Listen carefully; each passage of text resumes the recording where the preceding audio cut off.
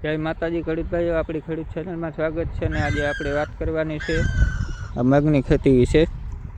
તો આપણી આ મગની તમામ પ્રકારની આપણી આજે વાત કરવાની છે કે જે આ ખેતરમાં આપણી બિયારણ કેટલું નાખેલ છે, કેટલા દિવસના થયા, હું આમાં માવજત કરી, કઈ જાતનું દુઃખ આવેલ છે, ને એક આપણી આ ખેતરમાં આમાં બિયારણ થોડુંક ઓછું નાખેલ છે. તો બંનેમાં ફેર છે બિયારણનો ખાલી. તો આગળ બધી કેટલા દિવસના થયા એ બધી ટોટલી માહિતી આપણી વિડીયોમાં જાણીશું, તો વિડીયોમાં જોડાઈ રહીજો.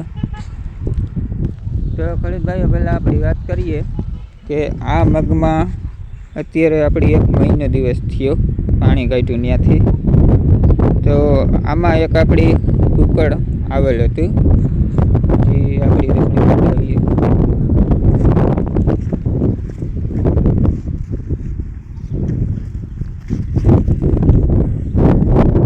આ રીતના કુકડ રોગ જીવાતમાં કુકડ એક આવેલ હતું. તો આના માટે આપણે દવાનો રાઉન્ડ મારી દીધો.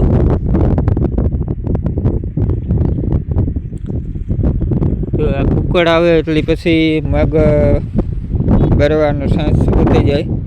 ને આમાં મગ થોડાક મોટા છે એટલે વાંધો ન આવ્યો, બાકી નાનો મગ હોય તો એ મગ પછી થાય નહીં.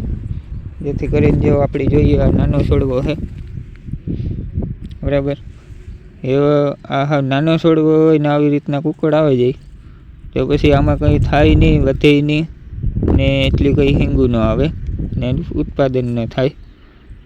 એટલે ખાસ કરીને મગમાં આપણી એક આ કુકડનું જોવાનું હોય, કુકડનો અટેક આવે મગમાં. ને આ કુકડનો અટેક આવવાનું કારણ એ છે કે મગ નાના હતા અને જે માવઠું પડ્યું આપણી આ વરસાદને, એને લીધે થોડોક વધારે કુકડ આવી.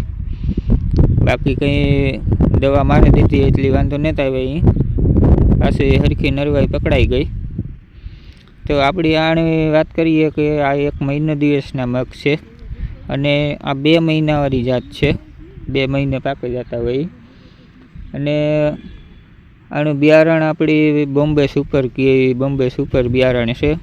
અને આમાં આપણી 4 કિલો વીકે નાખેલ છે, 4 કિલો નાખેલ છે વીકે.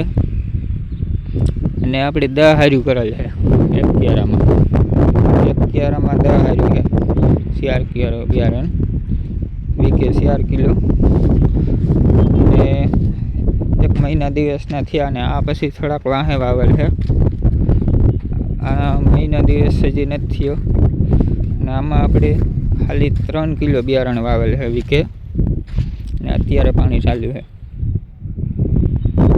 આમાં 3 કિલો બિયારણ છે નાખેલ. તો કાંટા હારા કે થોડાક હારવા હોય મગ તો હારા, ક્યાં હારા ઉતરે એ વાર જાણવા જડી છે.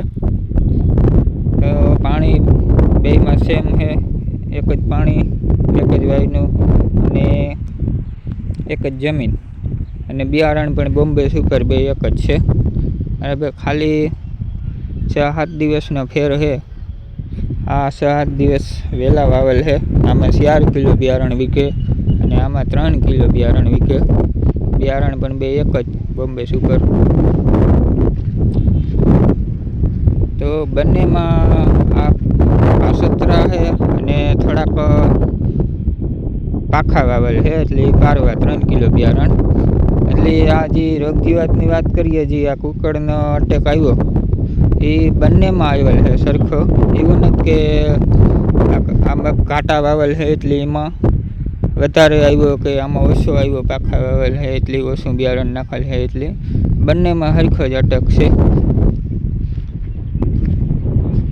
બેયમાં સેમ જ છે. એટલે બંનેમાં દવાનો રાઉન્ડ મારી દીધો કુકડનો. તો આમાં 1 મહિનો દિવસ થઈ ગયો એટલે આપણે હવે આમાં વાત કરીએ કે 1 મહિનો દિવસ ધ્યાન રાખવાનું છે દવા અને પાણી, બાકી પછી મગ પાકી જશે. આ વરસાદને લીધે થોડોક અટક વધારે થયો કુકડનો, બાકી નકર ઓછો થોડોક અટેક થતો હોય. આ રીતના મગની કન્ડિશન છે.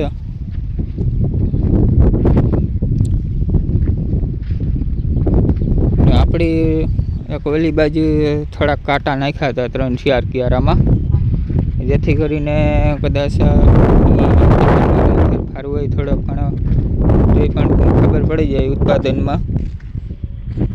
આમાં આ રીતના કાંટા છે વાવેલ, આમાં એટલા પાખા વાવેલ છે. તો આપણી બતાવીએ તમને જે કાયદેસર નાથી પટ્ટો પડે ગયો, નાથી થોડા કાંટા કિયારા કરેલ છે. તો ઉત્પાદનમાં જે હિંગુ લાગે એમાં કંઈ ફેરફાર કે નહીં બધી આપણી ટ્રાય કરવાની છે. આ ક્યારેથી આખો પટ્ટો પડે ગયો, જો આ થોડા કાંટા નાખ્યા એટલા કિયારા, આથી બધા એક સરખા વાવેતર કરેલ. આ રીતના મગનું વાવેતર કરીને આપણે અખતરો કરેલ છે કાંટા પાખાનો. સારું થોડું બિયારણ ને વધારે બિયારણ નાખે. તો તમારી બાજુ કેટલું બિયારણ નાખે વીકે કેટલું બિયારણ તમારી બાજુ નાખે, ને બીજા નંબરમાં તમારે બિયારણ ઓછું નાખે તો ઉત્પાદન વધારે જડે કે વધારે બિયારણ નાખે તો ઉત્પાદન વધારે જડે, તો એ કોમેન્ટમાં જણાવજો. તો ખાસ કરીને એ કોમેન્ટમાં જણાવજો તમારી બાજુ કેટલું બિયારણ નાખે વીકે અને ઉત્પાદન કેમાં સારું જડે, એ વધારે બિયારણ નાખે કે ઓછું બિયારણમાં. તો આ રીતના આપણી મગની ખેતી વિશે વાત કરી. તો હવે આપણે આગળ પાછું આને અપડેટ આપીશું, આગળ માવજત કરીશું એમાં કામ કર્યું એક જીવાત કયું આવ્યું હોય બધે. તો વિડીયો સારો લાગ્યો હોય તો લાઈક કરી દીજો, ચેનલમાં નવા હોય તો સબસ્ક્રાઈબ કરી દીજો. મળીએ પાછા બીજા વિડીયોમાં. જય માતાજી, બધાય ખડી પાય.